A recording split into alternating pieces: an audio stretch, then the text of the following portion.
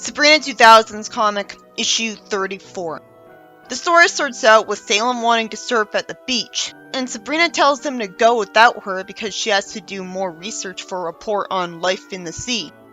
Salem complains that she's doing homework when summer's starting. She explains that it's an optional extra credit report for science class and a subject she's very interested in. For once, this makes her relatable to me. She shows Salem a picture of the legendary giant squid. He finally tells her about the time he saw a giant squid, as I wonder why there was a picture of a mythological being in a book about bats. She's fortunately written a lampshade. I can't believe you never told me about this. Well, it's probably justified because he assumed she'd accuse him of telling one of his tall tales. Maybe he'd get known for making up stories to brag about himself. She runs away holding his arm and they go to the docks. And Salem assumes based on what Sabrina says that Cappy had died. So a tedious amount of time is wasted in all one panel where three Salems are drawn moping about some annoying guy dying that he had no reason to mourn. All this dialogue is totally forced piece of shit comedy. Also, the Davy Jones's Locker seafood restaurant was right in front of him. He'd have seen it earlier. He uses magic to hide what he looks like with clothes and a hat so he can go into the restaurant with Sabrina. Cappy says he hit the lottery and retired comfortably. When Salem asks him if he's no longer searching for the giant squid, it terrifies him because he was traumatized seeing it. And the waitress assumes he had too much coffee. He tells them that this is the time of the year when he migrates through the south shoal of the inlet by dawn's early light. Sabrina thanks him and they go to the ocean at dawn, when Salem could just zap up the squid if Sabrina really wants to see it. She doesn't have to get up really early. She brings a camera, and because fiction plot convenience, she immediately sees the giant squid without a time skip. Predictably, it's not all that convenient because the squid grabs her to try to eat her, even though whales will spit out humans because they're used to eating seafood. So wouldn't a giant squid be the same way? It probably literally is just zapped up by a wish so that it can bother people. Sabrina takes a picture of it and flashes a light at it as a result, and throws the camera to Salem. She could have taken a picture with a phone instead. Why doesn't she teleport the camera home to guarantee that nothing will happen to it? Why doesn't Sabrina just teleport herself out of the squid's tentacles right away? Why doesn't she cast a spell to brainwash it into letting her go instead of just acting like a mortal? How in the world does Salem get the same treatment and act like a complete newbie? He uses magic to give him and her breathing bubbles, but doesn't outright warp them both to safety. What a lame excuse to pad out the story. Sabrina thanks him, and finally Salem thinks to try to zap him, so what the hell took so long? Magically, for no reason, Sabrina figures out that the squid wants to communicate with them, because she's looking at its eyes. It sprays ink and is magically smart enough to spell out truce. It has to be magical to do this and want to do this. Salem says that this is called ink think, a primitive oceanic dialect. And he took a course about this at the Warlock Academy. You're almost there, writer. Now explain that this is another realm squid. Salem says that you just project your thought into the ink. Why isn't talking good enough? The squid gets asked to let them go in this weird plot twist turn. The giant squid was clearly evil last time. Why would it be like this now? Why'd it attack last time just be nice this time? At least the comic had the courtesy to cut past Sabrina explaining her school report and requesting an interview and photo shoot, and instead we were just told about it in the narration. Normally that'd be getting us detached with a time skip, but I'm just glad it's saving wasted time. The squid says no and predictably moves to his family as he takes them with him. The giant squid begs Sabrina not to reveal their location because they're in danger of extinction. That's not how it works. Animals that are going extinct get helped by humans to stop going extinct. Like the California condors. I think the only reason pandas didn't go extinct is because of human conservation. There's plenty of squids to eat, and people would be too scared of giant squids to hunt them. Sabrina revealing the existence of giant squids would be necessary to start any kind of conservation efforts, including humans cloning them to make more of them. Or at least preserving their DNA. though they're giant, so they need to eat a huge amount of seafood to survive. Sabrina doesn't think, though, so she just humors the squid and gets sent back to the surface with an inkjet, as I'm so confused about the squid's 180-degree personality change. I'll gladly take a character turning good over the opposite, but still. This is normal Earth. We need to know why there's a magical giant squid. And Sabrina ruins the film to keep the squid secret, dooming its tiny species to extinction. The story ends with Sabrina tanning outside, wanting to relax after a hard day instead of doing a report. I guess that's her logic. Why does Hilda say kids when Salem's not a kid? I guess it's just a slip of the tongue because he's so short and associated with Sabrina. I think I have the story. In the next story, Salem wants to try some cat food after it gets advertised. He zaps them up easily, even though he wouldn't know what they taste like, so he couldn't think about how they would taste. Apparently, magic can interpret what he means regardless and find out what it tastes like for him. He hates the taste of them, as I'm glad Sabrina isn't lecturing him for using magic. He complains that all cat food is gross because it's made by humans, and what would a human know about cat's taste buds? But there's nothing he'd be able to do about this, obviously, because he's not allowed to reveal that he can talk to mortals. And yet, he decides to try to show the world how to make really great cat food anyways.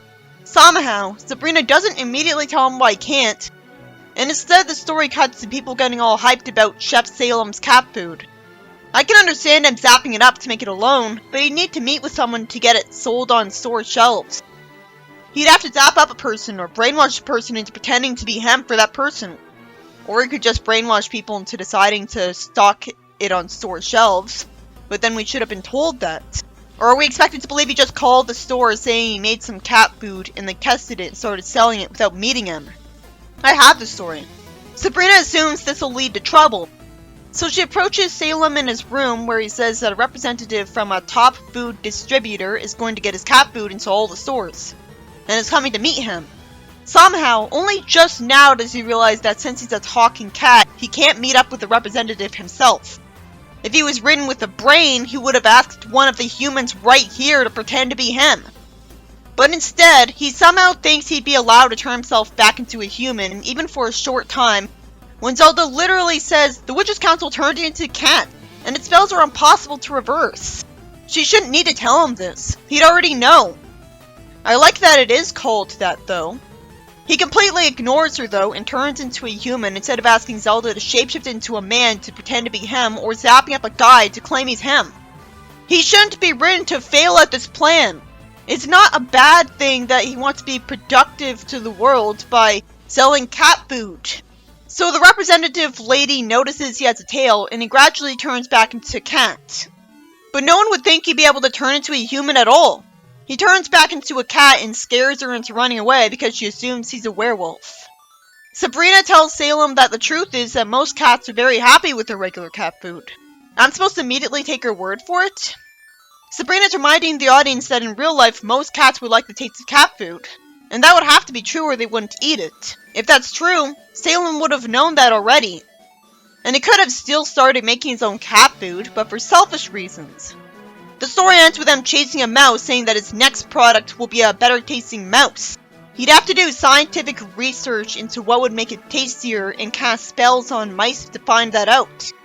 Somehow Sabrina's still smiling at the end instead of worried about the mouse and using magic to save it, like I'd expect of her at this point.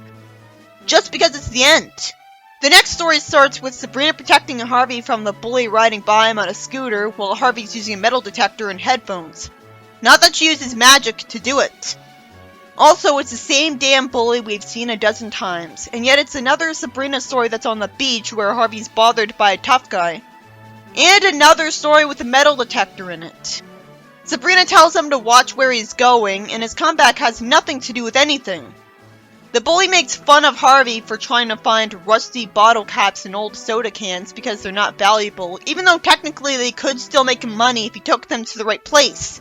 Harvey says he's already found $3.14 and apparently a nut. The bully drives off, sending sand at him and Sabrina with his bike. Is it even legal to drive that thing on a beach? Wouldn't it be great if the story had the police arrest him eventually for doing that? Finally, Sabrina thinks to use her magic. Not to punish the bully like a badass, but instead to merely make sure his metal detector finds something. I've seen that too. In the 90s comic. Let me guess. He finds a treasure chest of gold. Yep. He says that the lock's so rusty that it breaks right off. Let me guess. The conflict afterwards will be that Harvey will react to getting the gold in a way Sabrina doesn't like, so she'll take it away anyways, making this a hope spot because the comic's too cowardly to change the status quo. He says that now he can quit school and buy his own island and live there by himself, and do nothing but watch TV and eat junk food all day. I wonder if I've read this story before. I miss sitcom Harvey. At least he was a football player and learned how to be a car mechanic. At least he wasn't annoying. I get why he's saying this. But shouldn't he realize he'd get lonely on that island, and so he wouldn't always want to stay there? The sitcom Harvey had legitimate aspirations.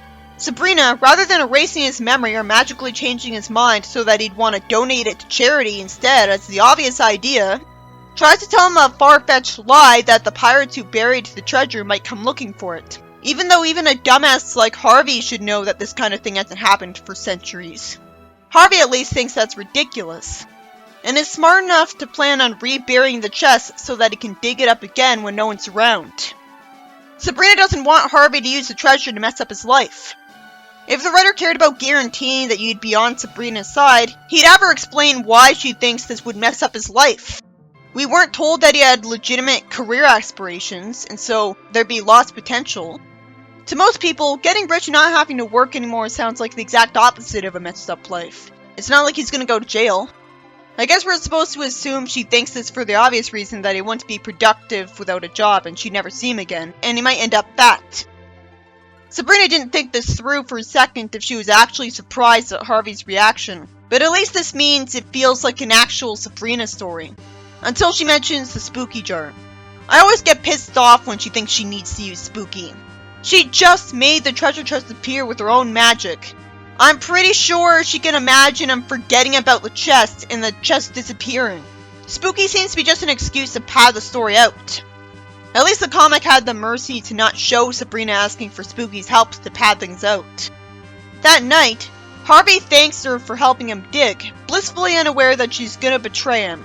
And then Spooky poses as a ghost pirate who selfishly demands them to take their hands off a treasure he can no longer spend.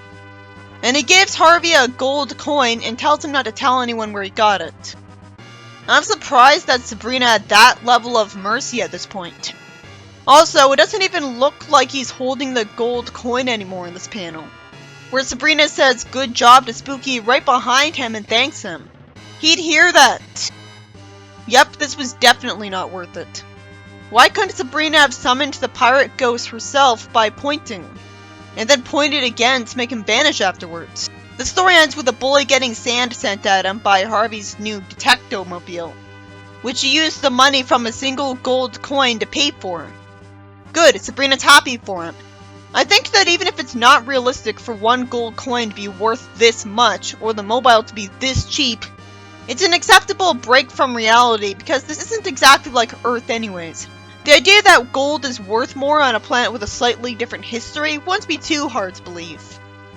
The first story, by Mike Gallagher, is about Salem taking Sabrina to see the giant squid he saw earlier because she's got an interest in marine biology, for the sake of the plot. And it doesn't go how you'd expect at all. They don't use their witch powers to instantly save themselves. And so the squid has the time to reveal that she wants to be kept secret because she thinks it'll protect her babies, even though endangered species need human intervention to conserve them in the first place. Dodos went extinct because not as many people cared about preserving species back then, and nobody noticed how much they were dwindling. The squid wouldn't know better, but Sabrina would. How is a giant squid able to communicate with them? It's just a squid monster that attacked Salem last time for no reason. Sabrina even got rid of the photos she took of the squid instead of letting the film be developed. So the story was all for nothing. The second story by Angelo is about Salem starting a cat food business because he hates the taste of regular cat food and somehow forgetting that he's a talking cat who can't meet up with a food company representative. This whole story is dumb. He would have just zapped up his favorite cat food and asked Hilda to market it instead. Salem was being considerate. He should have been rewarded for that. Also, he can erase memories, so he would have remembered that, done that to the representative, and started over, and asked Hilda to disguise herself as a man for him. He didn't have to lose his business. How'd it take this long for anyone to find out what he looks like? I hope it was at least worth it in the sense that his family got the money he did make. We should have seen them spend the money he made for a real happy ending. The final story, which is pretty uncreative overall, is about Harvey predictably wanting to abuse the money he'd make from a treasure chest Sabrina zapped up in the beach, repeating a 90s comic plot point. But because we need padding for some reason instead of having 4 stories an issue, Sabrina doesn't instantly use magic to erase his memory of the chest and return things to normal. Instead, she thinks she needs to use Spooky to pose as a ghost pirate the next evening to scare Harvey into abandoning the chest. And at that point I was impressed that she was nice enough to let him have 1 gold coin. At least he did have a happy ending somewhat, because he did get to spend some money afterwards because of the gold she zapped up. See, comic, it's fine to not end on the exact same status quo. I'm sure we'll never see this Detectomobile again, but we can assume Harvey crashed it staring at a babe, after a long time of getting good use out of it. At least a comic that has continuity is trying.